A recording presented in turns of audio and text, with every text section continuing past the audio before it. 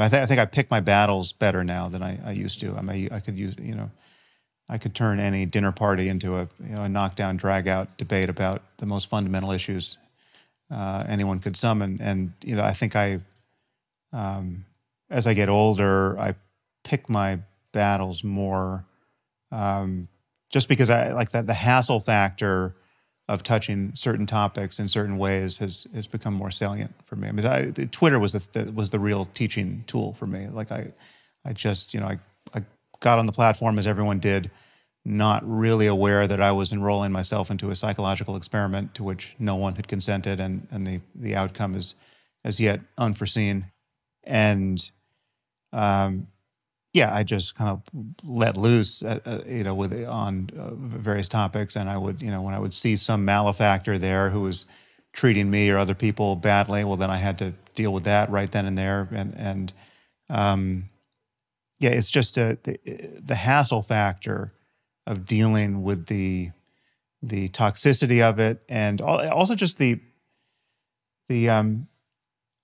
I'm convinced now that at bottom it's a misrepresentation of humanity, right? It doesn't seem like, I mean, you're actually dealing with what someone wrote there. I mean, it's not in error, but you're not getting the whole person. You're getting a part of them that has been amplified by the frame into which the conversation has been put, and the frame has certain features that are not helpful to good conversation. I mean, it's got anonymity, it's got facelessness, it's got the performative aspect. You're doing it in front of your crowd or some possible crowd, so it's disastrous for intellectual honesty and compassion and theory of mind, actually understand, taking the extra moment to understand where the other person is coming from, and so it's there's no principle of charity. So it's really a disastrous machine for manufacturing discord. We had a guest on the show called Richard Grannon who made the point that what it does is reduces everyone to an avatar. Mm.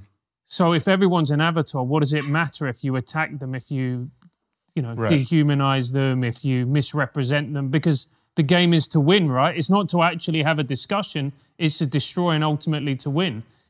Yeah, well, especially if you're a public person dealing with people who are not public people, right? Because then there's really, then it's just a single shot, lottery. It's not there's no ongoing future of collaboration or cooperation that is being maintained. I mean, it's even bad when you have two public people who, both know they're going to meet each other in real life at some point. Still, the wheels come off rather often, to a surprising degree. But yeah, it's just in the end, I think it's bad technology, which is it's still somewhat inscrutable because it seems like it should be good. I mean, and in some ways, it is good because you're seeing. You're seeing a lot of smart people tell you what most interests them and most worries them on a daily basis, and sending you articles and videos and that's why that's why I can't break my connection to it, because I'm following so many smart people who are curating for me an information diet that I still appreciate, and then I occasionally put my own stuff out there just so it's like a kind of a marketing channel, but I'm doing much less in the weeds back and forth with even public people who I notice poke me on a given issue or whatever. So, Sam, do you not have a little thought in your head when you go to tackle these very contentious subjects, and you know that you're going to get pushback, you know that you're going to get flack, you know that you're going to get misrepresented? Do you not think, I really shouldn't be doing this? Or what goes through your mind before you go out and you make your point? Well, again, I think about it more than I used to now. I mean, I used to do it there was no friction in the system. I mean, I just was like, okay, this is like that cartoon meme. Somebody on the internet is wrong about something, and that's I was that guy on Twitter, and so I'm not that guy anymore, and I really do pick my moments. And there's a cost to that because there's that you decide to sit certain moment, cultural moments. You sit on the sidelines, and but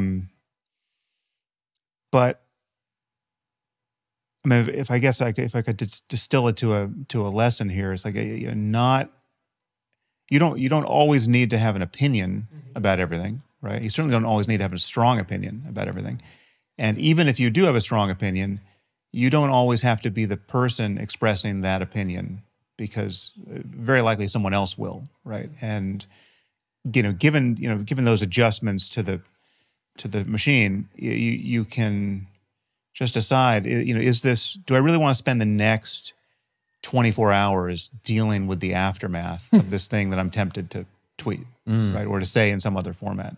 And in particular, it relates to the likelihood that certain personalities are going to go berserk, and then with certain people, it's guaranteed that they're going to go berserk. So, like, here's this odious opinion expressed by a semi-odious person who really deserves to hear what I think right now. Is it worth whacking that hornet's nest and then just dealing with and being seen to deal with, or to not deal with, and to maybe look like you can't deal with the aftermath?